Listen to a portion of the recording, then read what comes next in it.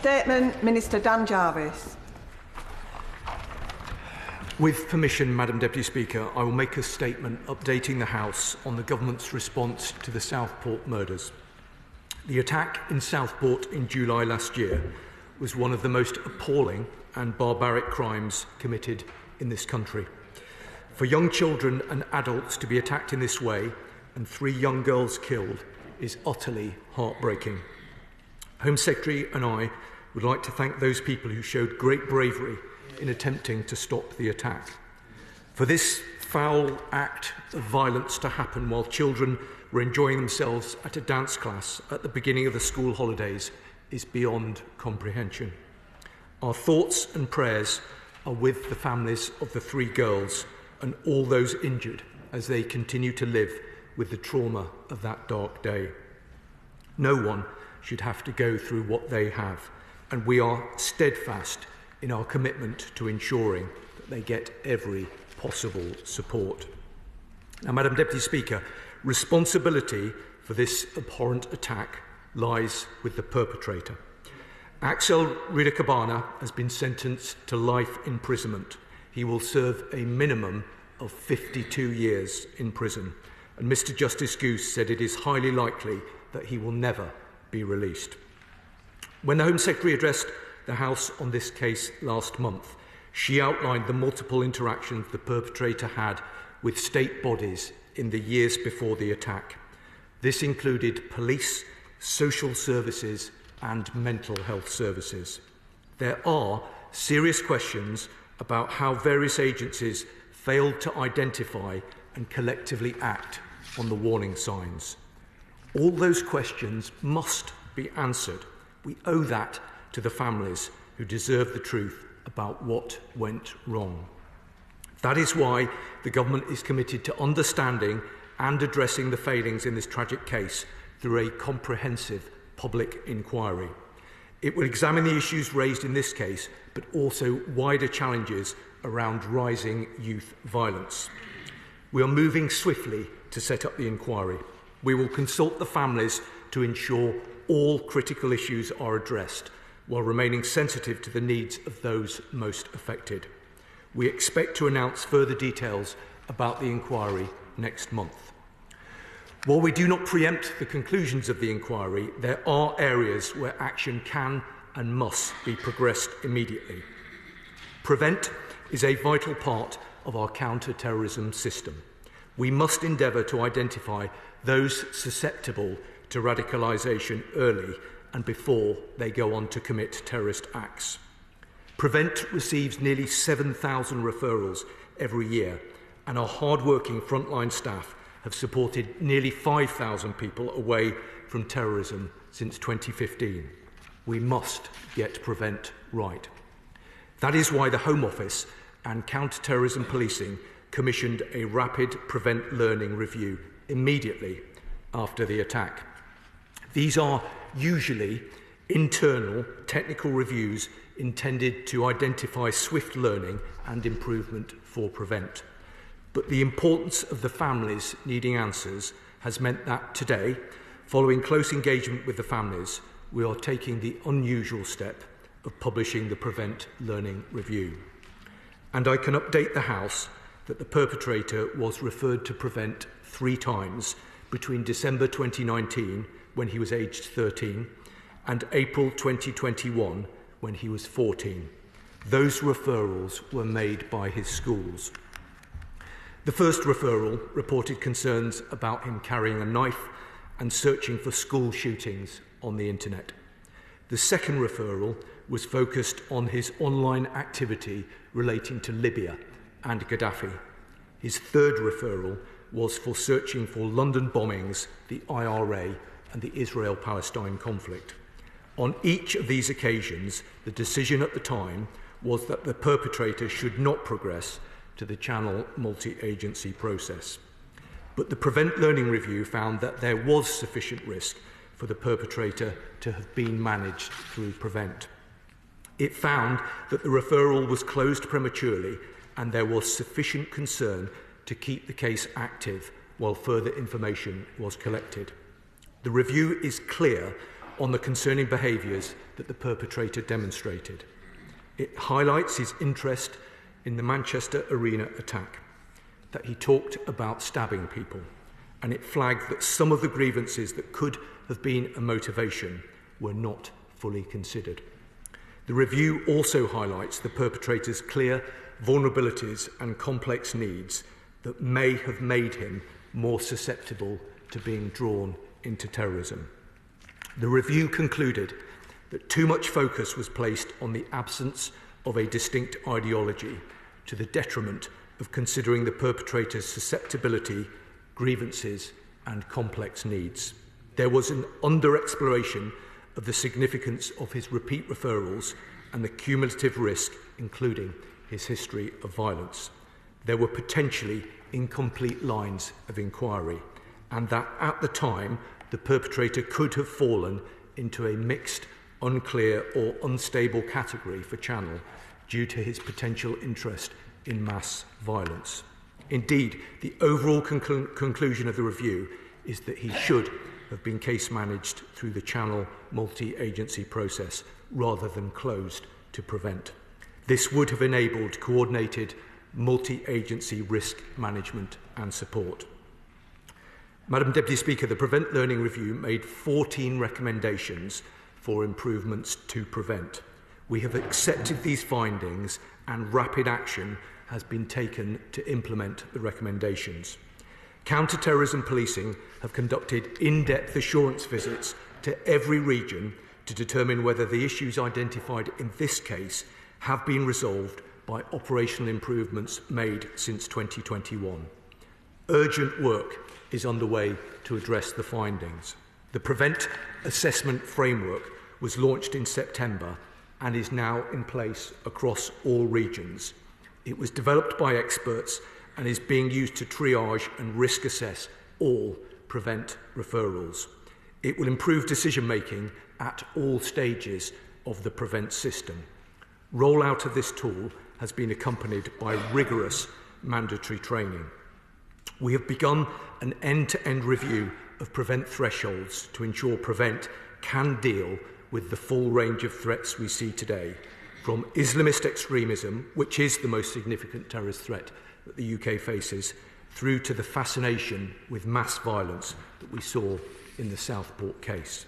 This internal review will complete in April and further strengthen the approach to repeat referrals and ensure that clear policy guidance and training is in place. We have completed the first stage of a policy review into how Prevent supports referrals who have mental ill health or are neurodivergent. Actions for improving the operational approach have been identified and will be implemented swiftly with oversight from the new Prevent Commissioner. We are also strengthening our approach to the oversight of referrals that do not meet Prevent thresholds to make sure that people receive the right support. Next week, a pilot starts in several local areas to test new approaches to cases that are transferred to other services. And of course, the government has appointed Lord Anderson as Interim Prevent Commissioner. This is the first time that Prevent will have a dedicated independent oversight in its history, and this will help ensure that Prevent is always held to the highest of standards. His first task is to review the perpetrator's Prevent history, drawing on the Prevent Learning Review. This will identify whether there is further learning, examine improvements made to Prevent since 2021, and identify any remaining gaps that require further improvement. Lord Anderson will complete the review within his term as Interim Commissioner, which will end with the appointment of a permanent Commissioner in the summer of this year. But it is simply not enough to focus only on this case. We need to take an even more robust approach to identifying learning swiftly and driving that learning through the Prevent system. The Prevent Commissioner will be tasked with overseeing a new approach to Prevent learning reviews that enables rapid debriefing and urgent action after incidents, but also provides a clear framework that binds other agencies into the joint learning process. Transparency and enabling public scrutiny is also fundamental, and that is why we will take steps to publish the findings of other independent Prevent Learning reviews where there has been an incident of national significance. So, Madam Deputy Speaker, next week we will publish the Prevent Learning review into the appalling attack on Sir David Amess to enable further public scrutiny of this important programme.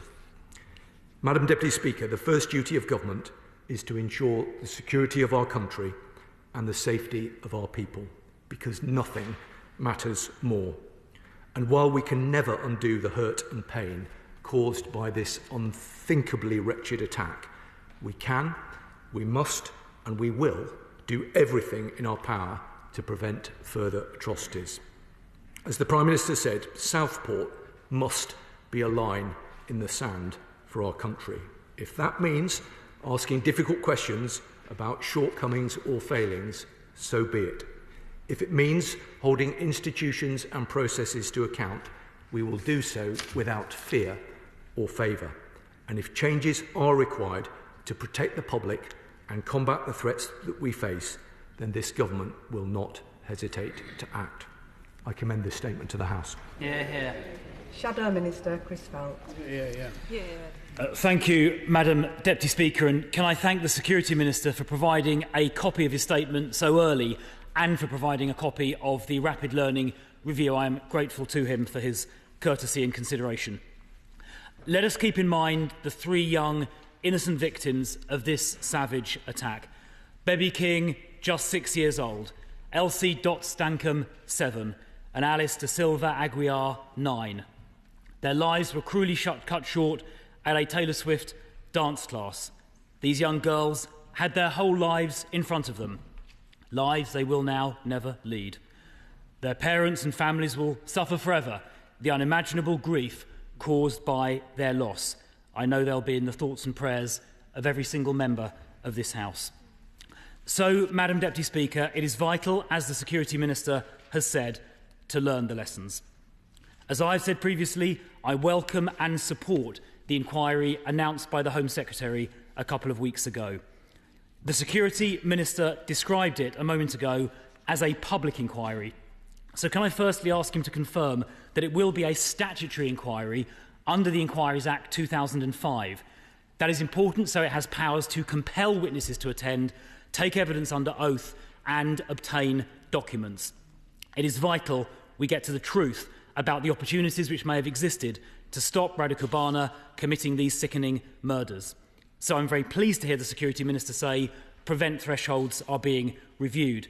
Now, the Lessons Learnt review at page 35 highlights a number of areas for further investigation, and the first of those is mental health interventions, which the Security Minister referred to. So can he confirm that the inquiry will also consider what mental health interventions may have taken place, and indeed whether power should have been used to section and detain the perpetrator in this case? And that's particularly relevant because just today, Madam Deputy Speaker, we saw the NHS report into the psychotic triple murderer Valdo Calacane, where similar issues around mental health detention arose. Both Radu Kobana and Calacane could potentially have been sectioned and detained, and if that, under the Mental Health Act, and if that had happened, perhaps these murders could have been avoided. Now, there is one issue I'd like to raise, which is that in the King's speech, the government announced a new mental health bill, and in the notes accompanying that, on pages 83 to 85, it said that the government has plans to increase the threshold for detention under the Mental Health Act, that is to say, make it harder to detain people. And it goes on to note concerns about black people being more likely to be detained under mental health powers. So does the Security Minister share my worry, especially following these 6 murders committed by Radu Kobana and Calacane, that making it harder to detain dangerous people under the Mental Health Act because of racial sensitivities is not the right thing to do? Will he raise that point with his colleagues in the Department of Health to make sure that dangerous people like Kalakane and Radu Kubana can be sectioned and detained where needed to protect the public, because I'm sure he would share my view that misplaced political correctness about racial quotas definitely can't be allowed to end up endangering the public. Let me say a word about wider concerns regarding Prevent. Does the Security Minister agree with William Shawcross that we cannot lose focus on the main threats that we face, besides, of course, the important threats that he discussed in his statement, with which I generally agree? 94% of terrorist-caused deaths since 1999 have been caused by Islamists, and yet only 13% of referrals into Prevent relate to Islamist extremists. Does the Security Minister share my concern about this disparity, and what steps will he take to make sure those people at risk of committing acts of Islamist terrorism are properly identified and handled? Let me turn finally to the question of openness and transparency.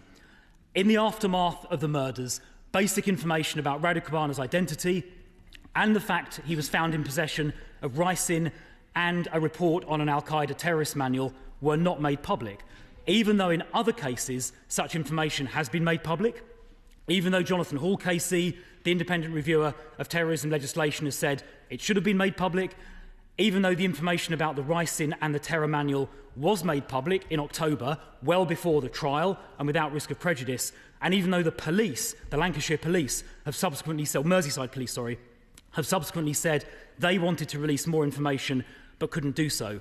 That created an information vacuum that was filled by untrue rumour, which arguably fuelled the subsequent riots. So finally, will the Minister confirm that the inquiry into the Southport tragedy will cover communications to the public afterwards, and whether more should have been disclosed more quickly? That is a vital question. It's a vital aspect of this case. The inquiry must cover that, so I'd be grateful if the Security Minister would confirm that it will.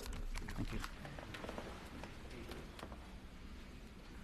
Madam Deputy Speaker, can I thank the Shadow Home Secretary for the questions that he has put? And let me say that he's absolutely right to focus our thoughts on the victims and the unimaginable pain that has and will continue to be suffered by their families. I'm grateful to him for the support that he's offered with regard to the public inquiry.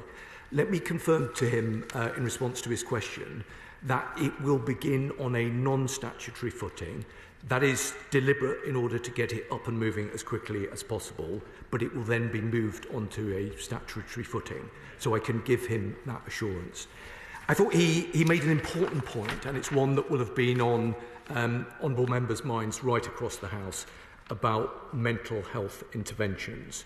Now, the precise terms of reference of the inquiry are still being agreed, because that is a process that we need to agree and discuss with the family members. But I completely understand why he's made that point, and also I completely understand why he's referenced the terrible attacks that took place in Nottingham. And I can say to him, as he may know, that this government is supporting an inquiry into the attacks that took place in Nottingham. But more generally, I can give him an assurance that we will always do what is necessary and what is the right thing in order to safeguard the security and protection of the public. He mentioned William Shawcross, and I think, as I've said from this dispatch box previously, we've now implemented 33 of the 34 recommendations of the Shawcross review. He also asked me about the review of prevent thresholds. The Home Secretary has referenced this on a number of occasions. We are reviewing the thresholds, in short, because we think that they have been too low in previous times, and that's why we're looking very carefully at them again. He also asked, and I understand why he seeks to make this point, about transparency. Let me say to him that the Home Secretary, myself, all of the ministers in our department and across government followed very carefully the guidance from the CPS. I know that he will understand, as a former minister in the Home Office, that our absolute priority was delivering justice for the victims.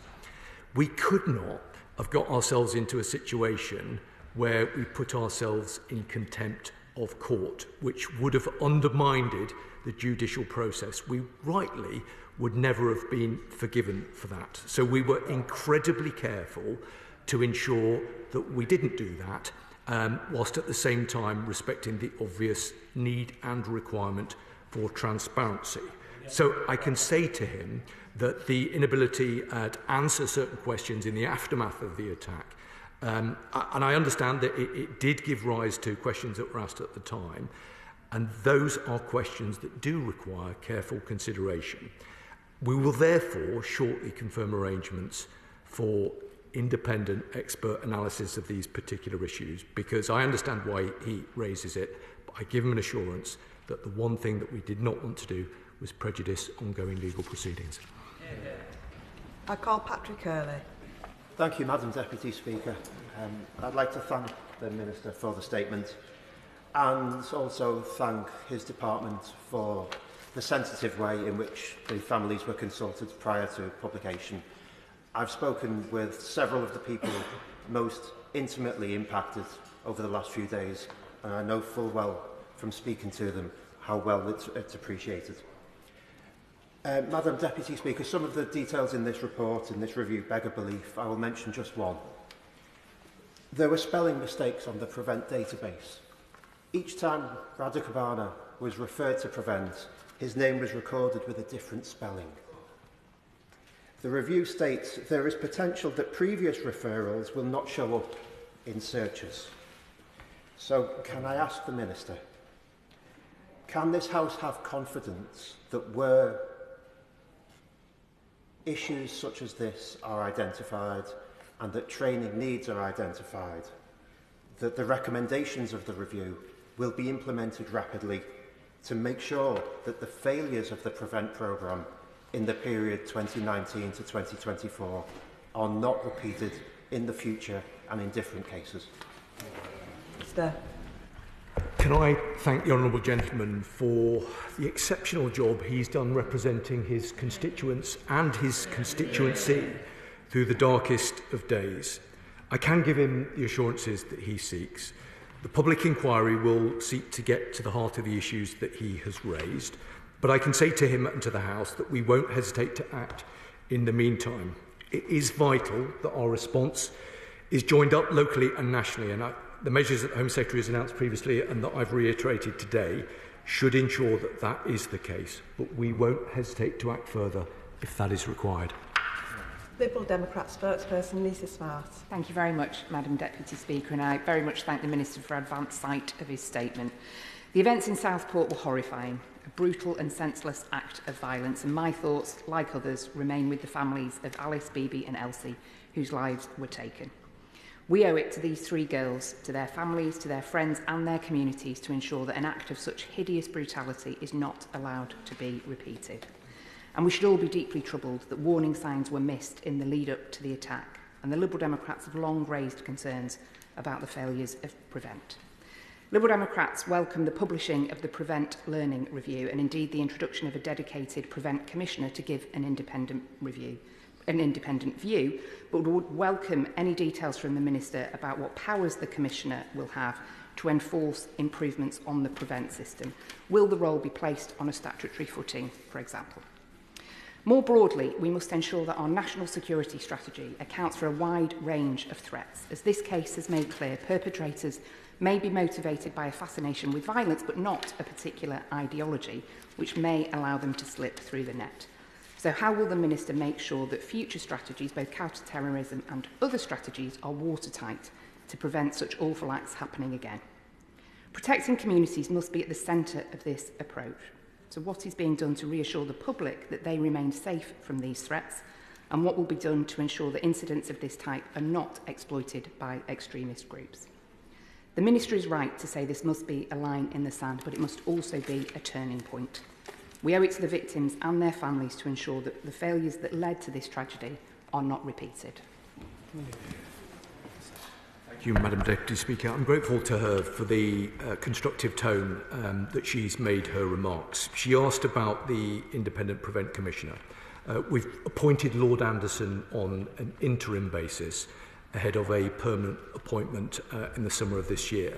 And we will work closely with him to establish the role. I am confident that he is someone with unique experience, someone who's hugely respected across this house and in the other place.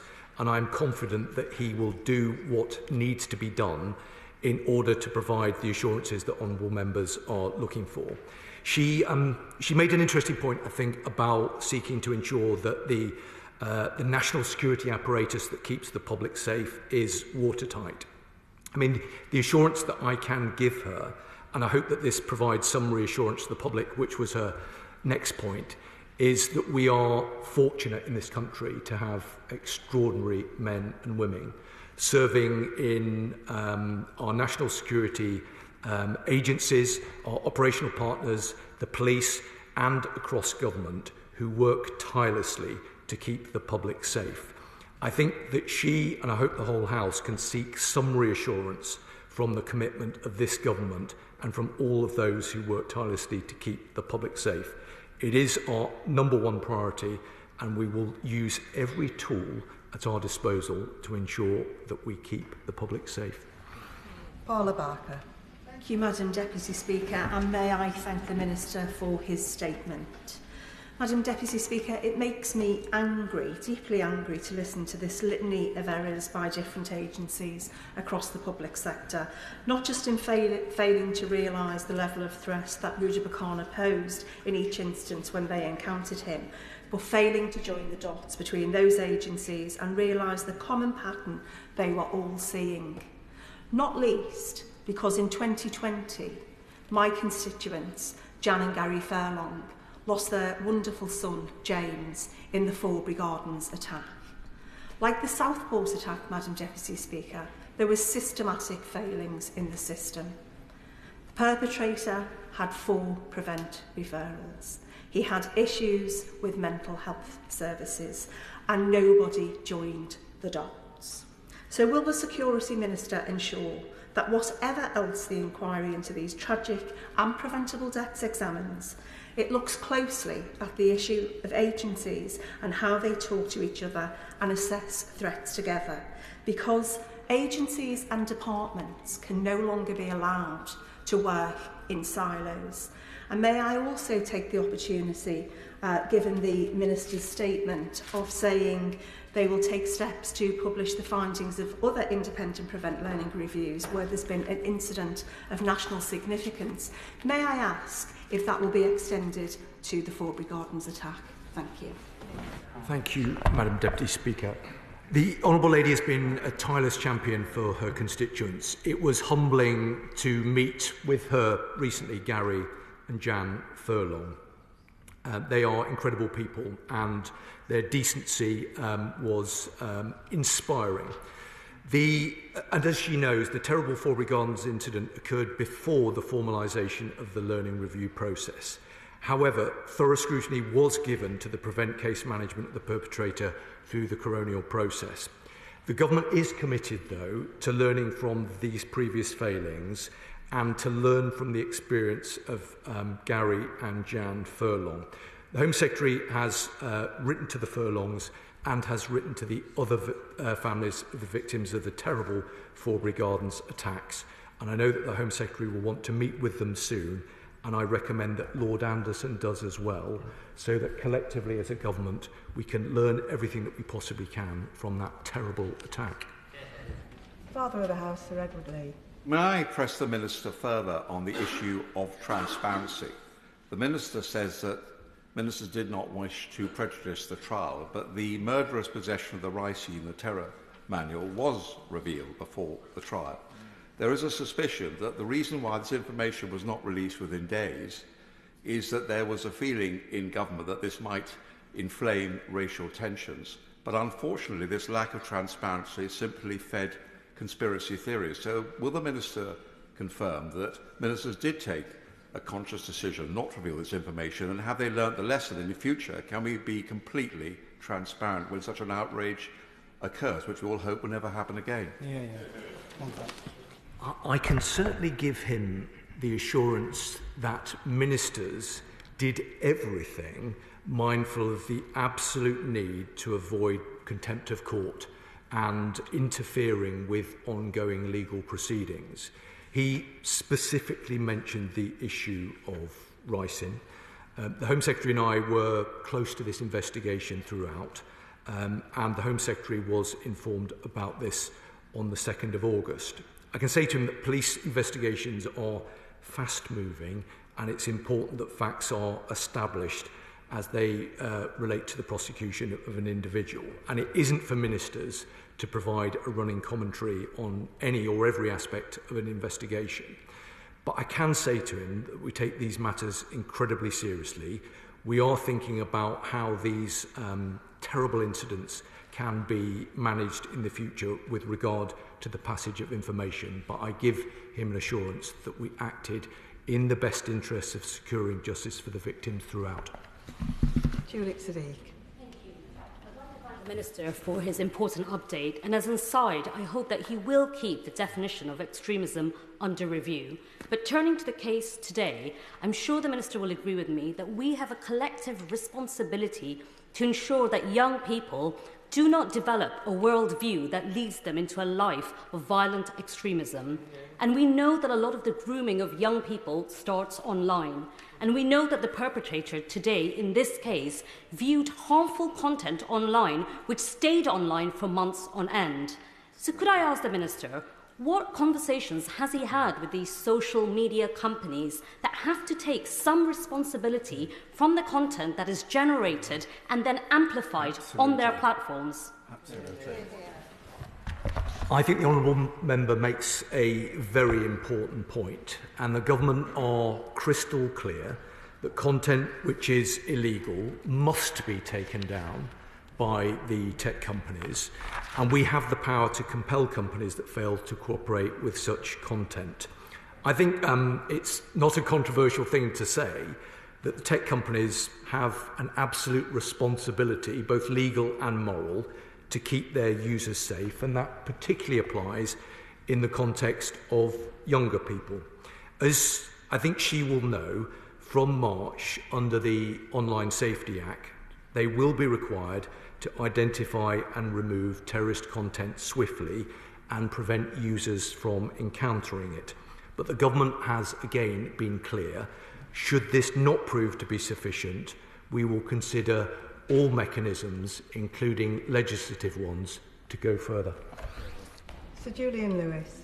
Will the Minister consider making available to interested colleagues on both sides of the House a presentation of what actually happens on Prevent and Channel courses?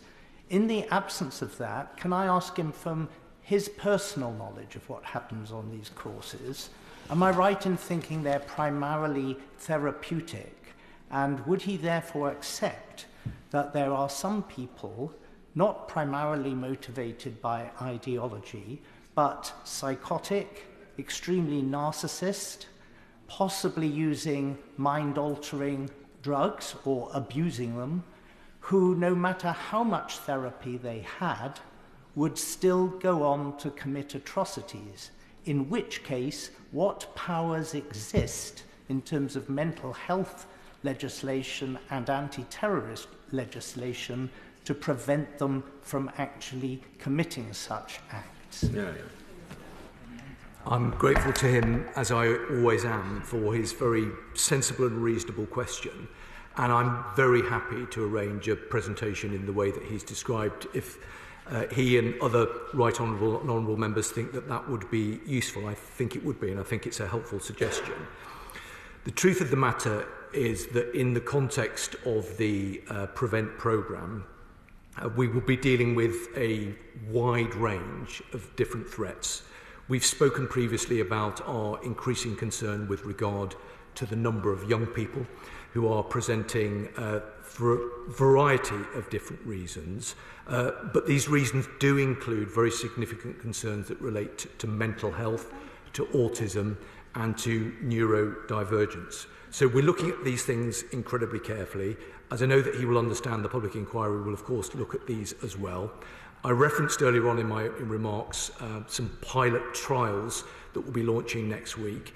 That is about looking at how we can manage data in a more effective way and how we can ensure that those people who currently don't meet the thresholds for referral into the PREVENT programme can be guaranteed the support that they obviously require in order to mitigate the risks that they are exposed to. But I'm grateful for his approach. I'll think on it further and come back to him with thoughts about a presentation. Mike Tapp. Thank you, Madam Deputy Speaker. It's right that the PREVENT system is reviewed in detail to ensure that any failings can never happen again. And I thank the Security Minister for this important and constructive statement today. Madam Deputy Speaker, our judicial system and the rule of law are at the very heart of British values. Yet we've seen repeated attempts by some opposition to demean our values. The government's insistence to follow legal advice has ultimately led to a successful prosecution, and putting murderers and terrorists in prison should never be put at risk, Madam Deputy Speaker. Does the Minister agree that the House should unite on national security issues, as it has done in the past, instead of playing political games? I'm grateful to the honourable member for his question, and I agree with him. I hope the House knows that this government will always want to work in a constructive, cooperative and a cross-party way with regard to matters relating to national security. That is, I think, the right approach. And I can say to him and give him an assurance that in the aftermath of the terrible attack back in July of last year, the Home Secretary and I were absolutely determined to ensure that we did nothing and said nothing that would interfere with ongoing proceedings. We would rightly never have been forgiven had we interfered with that process in a way that potentially might have enabled a trial to have been undermined. That was our motivation, securing justice for the victims and their families. Clive Betts. Thank you, Madam Speaker. I thank the Minister for his statement, and particularly for the intention to review and reform PREVENT. Could I ask him to look at the role of social media, as my honourable friend has just asked him to do before? This is link it, if I could, Madam Deputy Speaker, to the tragic killing of Harvey Wilgoose at All Saints School in Sheffield on Monday. My sympathies go out to Harvey's family, his friends, and to those at the school, particularly those who witnessed at first hand this tragic and awful incident. After the incident, online, South Yorkshire Police tell me, there were lots of comments and speculations about what had happened, some of it downright misleading, and some of it, as in the Southport case, could have prejudiced a future inquiry and future trial. The social media companies have a responsibility in this regard. But some ways worse still, immediately after that attack, the police tell me on social media there were videos of Harvey receiving CPR in the school. I found that absolutely appalling. South Yorkshire Police went to the social media, I understand Meta was the platform, and asked them to take it down. And their answer was because there wasn't violence in the video, it wasn't their policy to take it down. I ask you, Minister, what can you and your colleagues do to go to the social media companies and get them to behave responsibly in a situation like this? Imagine how his family and friends must feel seeing that go up online. Well, I'm very grateful to the honourable gentleman for raising the circumstances of this terrible case, and I join with him in sending our condolences for the terrible loss of life in Sheffield earlier this week. I think he makes an important point, and he makes it in a very powerful way. The tech companies do have a responsibility to keep their users safe. And where there is content such as that he has described, I don't think any right-minded person thinks that it's right that that should be available to be viewed. Government does have a working relationship with the tech companies, and I have listened very carefully to what he has had to say, and I will raise it with colleagues across government, and we'll see what we can do about it. Richard Tice. Thank you, Madam Deputy Speaker. This Prevent Learning review into the Southport horror is shocking, and it reveals a series of massive failures to the point of gross negligence by people in Prevent. But it's also clear from this review, it uses some crucial words here. It made him more susceptible to being drawn into terrorism, which I think appears to indicate that the review has found that the killer was a terrorist. And therefore, I think the government and the CPS need to be crystal clear with the British people. Are they now accepting that this monster, this was a terror incident? The honourable member has asked me to be crystal clear, so I will be. The perpetrator has been found guilty of a terrorism-related offence and will therefore be considered as a registered terrorist offender and subject to the associated sentencing procedures, and will be treated as a person convicted of an offence under the Terrorism Act. Bayer Alaba. Thank you, Madam Deputy Speaker. Firstly, I'm speaking on behalf of my constituency neighbour, the member for Southend Western Leigh, who's been working very closely with the Home Office and the family of the late Sir David Amos. And most importantly, his family. It makes me angry to listen to the litany of errors that took place with regards to agencies not necessarily talking to each other. But I welcome this announcement nevertheless. The Amos family in the city of Southend deserves this, and we deserve more. Can the Minister assure me that the Prevent Learning Review will provide the much-needed answers and, crucially, the learnings that the family of Sir David Amos deserves? I'm grateful to him for raising this point. Sir David Amos is a much-missed colleague, and his family continue to be in our thoughts. Home Secretary met with Lady Amos recently. We are very grateful to the family for the important representations that they have made. And next week, as I said, we will publish the Prevent Learning Review into the appalling attack on Sir David. We will never forget him. Well, thank you, Madam Deputy Speaker. None of us would wish to preempt the public inquiry before it's even started. But just based on what the Security Minister has told us, it seems inevitable we will face the issue of different agencies of the state failing to speak to each other about the individual who is coming up on their systems. When, if they did, they might realise the seriousness of the danger that he posed. My constituent, Zara Alina, would have been alive if agencies had just talked to each other 2 years ago. So will the Security Minister ensure that inter-agency communication is at the heart of any lessons learnt from this inquiry? I'm grateful for him making the question in the way that he has, and I'm dreadfully sad to hear about what happened to his constituent. He makes a very important point about interagency cooperation and working. That is one of the things that we look very carefully at. It is certainly one of the things that the public inquiry will focus on. We've got to ensure that there is a joined-up response at a local, regional and national level, and that is what we will ensure that we are able to do. Madam Deputy Speaker, just with your indulgence, if I may, I just wanted to clarify one point that I made to the Shadow Home Secretary earlier.